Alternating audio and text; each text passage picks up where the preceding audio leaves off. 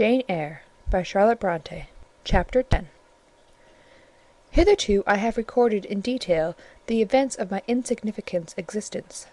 To the first 10 years of my life I have given almost as many chapters. But this is not to be a regular autobiography. I am only bound to invoke memory where I know her responses will possess some degree of interest. Therefore, I now pass a space of 8 years almost in silence. A few lines only are necessary to keep up the links of connection. When the typhus fever had fulfilled its mission of devastation at Lowwood, it gradually disappeared from thence, but not till its virulence and the number of its victims had drawn public attention on the school. Inquiry was made into the origin of the scourge, and by degrees various facts came out which excited public indignation in a high degree. The unhealthy nature of the sight, the quantity and quality of the children's food, the brackish, fetid water used in its preparation, the pupils' wretched clothing and accommodations, all these things were discovered, and the discovery produced a result mortifying to Mr. Brocklehurst, but beneficial to the institution. Several wealthy and benevolent individuals in the county subscribed largely for the erection of a more convenient building in a better situation. New regulations were made, improvements in diet and clothing introduced. The funds of the school were entrusted to the management of a committee. Mr. Brocklehurst, who, from his wealth and family connections, could not be overlooked, still retained the post of treasurer, but he was aided in the discharge of his duties by gentlemen of rather more enlarged and sympathizing minds. His office of inspector, too, was shared by those who knew how to combine reason with strictness, comfort with economy, compassion with uprightness.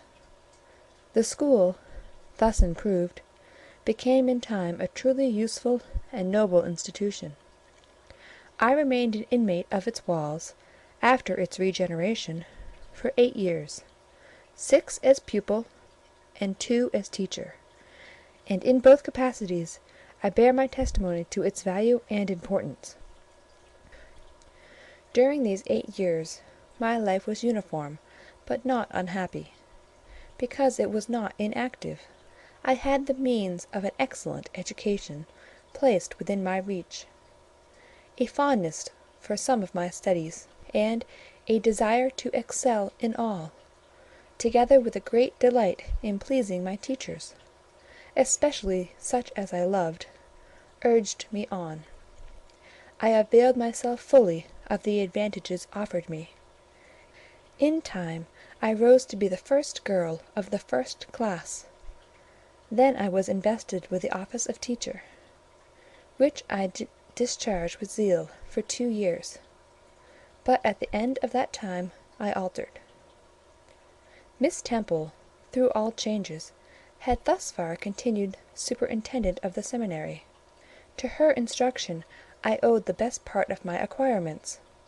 Her friendship and society had been my continual solace. She had stood me in the stead of mother, governess, and latterly companion. At this period she married, removed with her husband, a clergyman, an excellent man, almost worthy of such a wife, to a distant county, and consequently was lost to me. From the day she left I was no longer the same. With her was gone every settled feeling, every association that had made Lowwood in some degree a home to me. I had imbibed from her something of her nature and much of her habits. More harmonious thoughts, what seemed better regulated feelings had become the inmates of my mind. I had given in allegiance to duty and order. I was quiet. I believed I was content. To the eyes of others, usually even to my own, I appeared a disciplined and subdued character. But destiny, in the shape of the Reverend Mr. Nasmyth, came between me and Miss Temple. I saw her in her travelling dress step into a post-chaise, shortly after the marriage ceremony. I watched the chaise mount the hill and disappear beyond its brow, and then retired to my own room, and there spent in solitude the greatest part of the half-holiday granted in honour of the occasion. I walked about the chamber most of the time. I imagined myself only to be regretting my loss, and thinking how to repair it. But when my reflections were concluded, and I looked up and found that the afternoon was gone, and evening far advanced, another discovery dawned on me, namely, that in the interval I had undergone a transforming process, that my mind had put off all it had borrowed from Miss Temple, or rather that she had taken with her the serene atmosphere I had been breathing in her vicinity, and that now I was left in my natural element, and beginning to feel the stirring of old emotions. It did not seem as if a prop were withdrawn, but rather as if a motive were gone. It was not the power to be tranquil which had failed me, but the reason for tranquillity was no more. My world had for some years been in Lowwood. My experience had been of its rules and systems. Now I remembered that the real world was wide, and that a varied field of hopes and fears, of sensations and excitements, awaited those who had courage to go forth into its expanse, to seek real knowledge of life amidst its perils. I went to my window, opened it, and looked out. There were the two wings of the building. There was the garden. There were the skirts of Lowwood. There was the hilly horizon. My eye passed all other objects to rest on those most remote, the blue peaks. It was those I longed to surmount. All within their boundary of rock and heath seemed prison ground, exile limits. I traced the white road winding round the base of one mountain, and vanishing in a gorge between two. How I longed to follow it farther! I recalled the time when I had travelled that very road in a coach. I remembered descending that hill at twilight. An age seemed to have elapsed since the day which brought me first to Lowwood, and I had never quitted it since. My vacations had all been spent at school. Mrs. Reed had never sent for me to Gateshead. Neither she nor any of her family had ever been to visit me. I had had no communication by letter or message with the outer world. School rules, school duties, school habits and notions, and voices, and faces, and phrases, and costumes, and preferences, and antipathies, such was what I knew of existence, and now I felt that it was not enough. I tired of the routine of 8 years in one afternoon. I desired liberty. For liberty I gasped. For liberty I uttered a prayer. It seemed scattered on the wind, then faintly blowing. I abandoned it, and framed a humbler supplication, for change, stimulus. That petition, too, seemed swept off into vague space. "Then," I cried, half desperate, "grant me at least a new servitude." Here a bell, ringing the hour of supper, called me downstairs. I was not free to resume the interrupted chain of my reflections till bedtime. Even then a teacher, who occupied the same room with me, kept me from the subject to which I longed to recur, by a prolonged effusion of small talk. How I wished sleep would silence her! It seemed as if, could I but go back to the idea which had last entered my mind as I stood at the window, some inventive suggestion would rise for my relief. Miss Gryce snored at last. She was a heavy Welshwoman, and till now her habitual nasal strains had never been regarded by me in any other light than as a nuisance. To-night I hailed the first deep notes with satisfaction. I was debarrassed of interruption. My half-effaced thought instantly revived. A new servitude! There is something in that, I soliloquized, mentally, be it understood. I did not talk aloud. I know there is, because it does not sound too sweet. It is not like such words as liberty, excitement, enjoyment. Delightful sounds truly, but no more than sounds for me, and so hollow and fleeting that it is mere waste of time to listen to them, But servitude, that must be matter of fact. Any one may serve. I have served here 8 years. Now all I want is to serve elsewhere. Can I not get so much of my own will? Is not the thing feasible? Yes, yes, the end is not so difficult, if I had only a brain active enough to ferret out the means of attaining it. I sat up in bed, by way of arousing the said brain. It was a chilly night. I covered my shoulders with a shawl, and then I proceeded to think again with all my might. What do I want? A new place, in a new house, amongst new faces, under new circumstances. I want this because it is of no use wanting anything better. How do people do to get a new place? They apply to friends, I suppose. I have no friends. There are many others who have no friends, who must look about for themselves and be their own helpers. And what is their resource? I could not tell. Nothing answered me. I then ordered my brain to find a response, and quickly. It worked and worked faster. I felt the pulses throb in my head and temples, but for nearly an hour it worked in chaos, and no result came of its efforts. Feverish with vain labour, I got up and took a turn in the room, undrew the curtain, noted a star or two, shivered with cold, and again crept to bed. A kind fairy, in my absence, had surely dropped the required suggestion on my pillow, for as I lay down, it came quietly and naturally to my mind. Those who want situations advertise. You must advertise in the shire Herald. How? I know nothing about advertising. Replies rose smooth and prompt now. You must enclose the advertisement and the money to pay for it under a cover, directed to the editor of the Herald. You must put it, the first opportunity you have, into the post at Lowton. Answers must be addressed to J.E. at the post office there.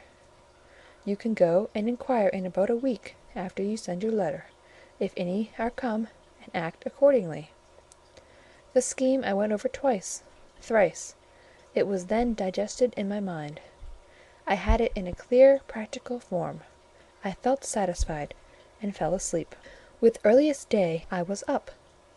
I had my advertisement written, enclosed, and directed before the bell rang to rouse the school. It ran thus: A young lady accustomed to tuition (had I not been a teacher 2 years?) is desirous of meeting with a situation in a private family where the children are under 14. I thought that as I was barely 18, it would not do to undertake the guidance of pupils nearer my own age. She is qualified to teach the usual branches of a good English education, together with French, drawing, and music. In those days, reader, this now narrow catalogue of accomplishments would have been held tolerably comprehensive. Address, J.E., Post Office, Lowton, shire. This document remained locked in my drawer all day. After tea, I asked leave of the new superintendent to go to Lowton, in order to perform some small commissions for myself and 1 or 2 of my fellow teachers. Permission was readily granted. I went. It was a walk of 2 miles, and the evening was wet, but the days were still long. I visited a shop or 2, slipped the letter into the post office, and came back, through heavy rain, with streaming garments, but with a relieved heart. The succeeding week seemed long. It came to an end at last, however, like all sublunary things, and once more, towards the end of a pleasant autumn day, I found myself afoot on the road to Lowton. A picturesque track it was, by the way, lying along the side of the beck, and through the sweetest curves of the dale. But that day I thought more of the letters, that might or might not be awaiting me at the little burgh whither I was bound, than of the charms of lea and water. My ostensible errand on this occasion was to get measured for a pair of shoes. So I discharged that business first, and when it was done, I stepped across the clean and quiet little street from the shoemaker's to the post office. It was kept by an old dame, who wore horn spectacles on her nose and black mittens on her hands. "Are there any letters for J.E.?" I asked. She peered at me over her spectacles, and then she opened a drawer and fumbled among its contents for a long time, so long that my hopes began to falter. At last, having held a document before her glasses for nearly 5 minutes, she presented it across the counter, accompanying the act by another inquisitive and mistrustful glance. It was for J.E. "Is there only one?" I demanded. "There are no more," said she, and I put it back in my pocket and turned my face homeward. I could not open it then; rules obliged me to be back by 8, and it was already 7:30.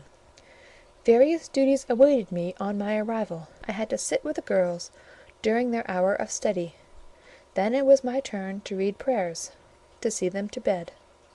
Afterwards I supped with the other teachers. Even when we finally retired for the night, the inevitable Miss Gryce was still my companion. We had only a short end of candle in our candlestick, and I dreaded lest she should talk till it was all burnt out. Fortunately, however, the heavy supper she had eaten produced a soporific effect. She was already snoring before I had finished undressing. There still remained an inch of candle. I now took out my letter. The seal was an initial F. I broke it. The contents were brief. "If J.E., who advertised in the shire Herald of last Thursday, possesses the acquirements mentioned, and if she is in a position to give satisfactory references as to character and competency, a situation can be offered her where there is but one pupil, a little girl, under 10 years of age, and where the salary is £30 per annum. J.E.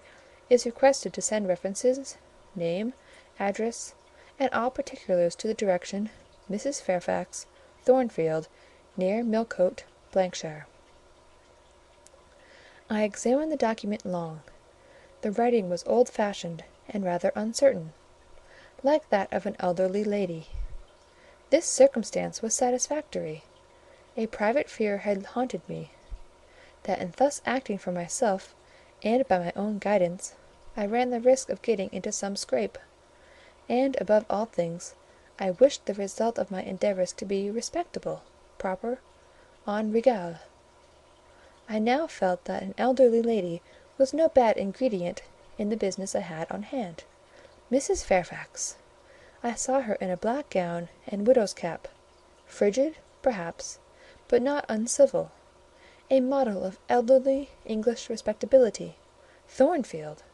That, doubtless, was the name of her house; a neat, orderly spot, I was sure, though I failed in my efforts to conceive a correct plan of the premises. Millcote, shire. I brushed up my recollection of the map of England. Yes, I saw it, both the shire and the town. shire was 70 miles nearer London than the remote county where I now resided. That was a recommendation to me. I longed to go where there was life and movement. Millcote was a large manufacturing town on the banks of the A. A busy place enough, doubtless; so much the better. It would be a complete change at least.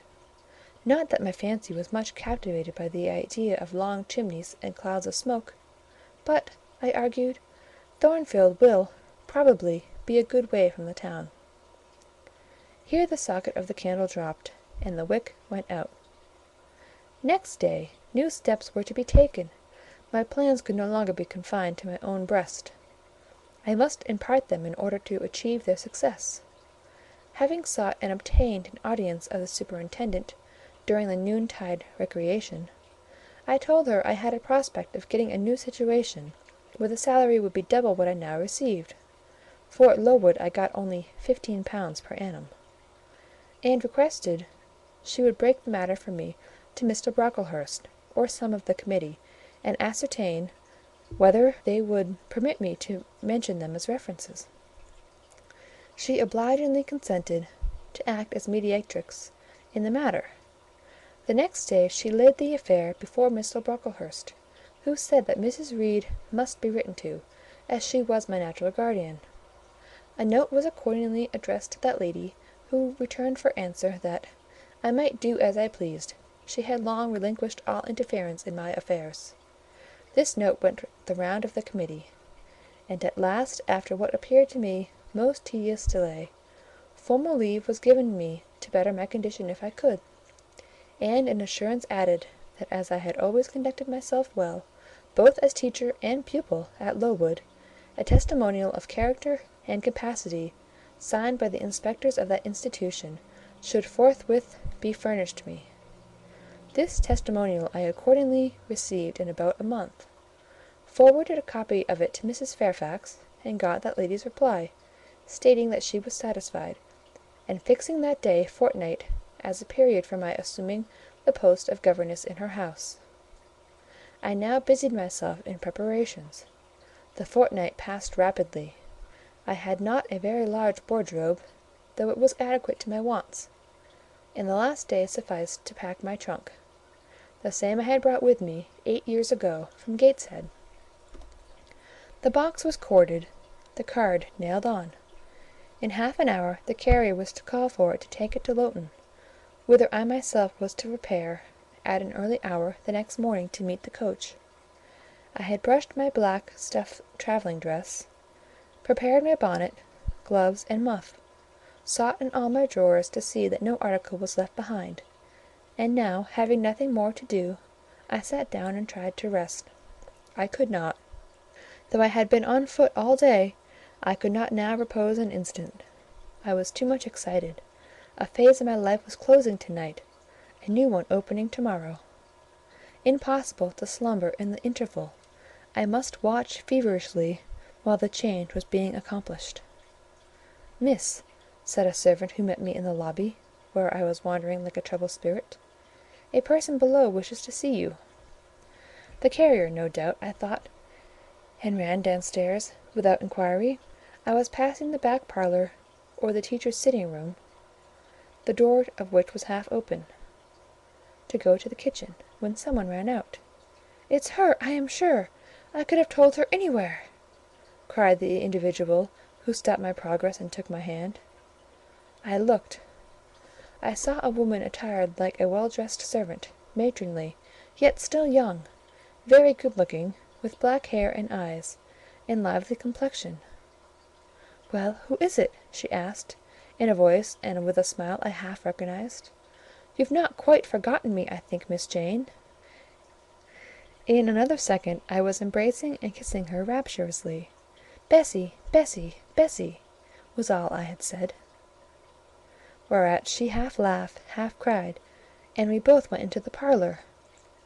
By the fire stood a little fellow of 3 years old, in plaid frock and trousers. "That is my little boy," said Bessie directly.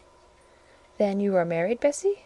"Yes, nearly 5 years since, to Robert Levin, a coachman, and I've a little girl besides Bobby there, that I've christened Jane." "And you don't live at Gateshead?" "I live at the lodge; the old porter has left." "Well, and how do they all get on?" "Tell me everything about them, Bessie; but sit down first. And Bobby, come and sit on my knee, will you?" But Bobby preferred sliding over to his mother. "You're not grown so very tall, Miss Jane, nor so very stout," continued Mrs. Levin. "I dare say they've not kept you too well at school. Miss Reed is the head and shoulders taller than you are, and Miss Georgiana would make 2 of you in breadth. Georgiana is handsome, I suppose, Bessie?" "Very. She went up to London last winter with her mamma, and there everybody admired her, and a young lord fell in love with her; but his relations were against the match, and, what do you think? He and Miss Georgiana made it up to run away, but they were found out, and stopped. It was Miss Reed that found them out. I believe she was envious, and now she and her sister lead a cat-and-dog life together; they are always quarrelling." "Well, and what of John Reed?" "Oh, he is not doing so well as his mamma could wish. He went to college, and he got plucked, I think they call it, and then his uncles wanted him to be a barrister, and study the law. But he is such a dissipated young man, they will never make much of him, I think." "What does he look like?" "He is very tall. Some people call him a fine-looking young man, but he has such thick lips." "And Mrs. Reed?" "Mrs. looks stout and well enough in the face, but I think she's not quite easy in her mind. Mr. John's conduct does not please her. He spends a deal of money." "Did she send you here, Bessie?" "No, indeed; but I have long waited to see you; and when I heard that there had been a letter from you, and that you were going to another part of the country, I thought I'd just set off and get a look at you before you were quite out of my reach." "I am afraid you are disappointed in me, Bessie." I said this laughing. I perceived that Bessie's glance, though it expressed regard, did in no shape denote admiration. "No, Miss Jane, not exactly. You are genteel enough; you look like a lady, and it is as much as I ever expected of you. You were no beauty as a child." I smiled at Bessie's frank answer. I felt that it was correct, but I confess I was not quite indifferent to its import. At 18, most people wish to please, and the conviction that they have not an exterior likely to second that desire brings anything but gratification. "I dare say you are clever, though," continued Bessie, by way of solace. "What can you do? Can you play on the piano?" "A little." There was one in the room. Bessie went and opened it, and then asked me to sit down and give her a tune. I played a waltz or two, and she was charmed. "The Miss Reeds could not play as well," said she exultingly. "I always said you would surpass them in learning. And can you draw?" "That is one of my paintings over the chimney-piece." It was a landscape in water-colours, of which I had made a present to the superintendent, in acknowledgment of her obliging mediation with the committee on my behalf, in which she had framed and glazed. "Well, that is beautiful, Miss Jane. It is as fine a picture as any Miss Reed's drawing-master could paint, let alone the fine young ladies themselves, who could not come near it. And you have learnt French?" "Yes, Bessie, I can both read it and speak it." "And you can work on muslin and canvas?" "I can." "Oh, you are quite a lady, Miss Jane. I knew you would be. You will get on whether your relations notice you or not. There was something I wanted to ask you. Have you ever heard anything from your father's kinsfolks, the Eyres?" "Never in my life." "Well, you know, Missis always said they were poor and quite despicable; and they may be poor, but I believe they are as much gentry as the Reeds are. For one day, nearly 7 years ago, a Mr. Eyre came to Gateshead and wanted to see you. Missis said you were at school 50 miles off. He seemed so much disappointed, for he could not stay. He was going on a voyage to a foreign country, and the ship was to sail from London in a day or two. It looked quite a gentleman, and I believe he was your father's brother." "What foreign country was he going to, Bessie?" "An island, thousands of miles off, where they make wine, the butler did tell me." "Madeira?" I suggested. "Yes, that is it; that is the very word." "So he went?" "Yes. He did not stay many minutes in the house. Missis was very high with him. She called him afterwards a sneaking tradesman. My Robert believes he was a wine merchant." "Very likely," I returned, "or perhaps clerk or agent to a wine merchant." Bessie and I conversed about old times an hour longer, and then she was obliged to leave me. I saw her again for a few minutes the next morning at Lowton, while I was waiting for my coach. We parted finally at the door of the Brocklehurst Arms there. Each went her separate way. She set off for the brow of Lowwood Fell, to meet the conveyance which was to take her back to Gateshead. I mounted the vehicle which was to bear me to my new duties, and a new life in the unknown environs of Millcote. End of Chapter 10. Read by Jennifer Hormel.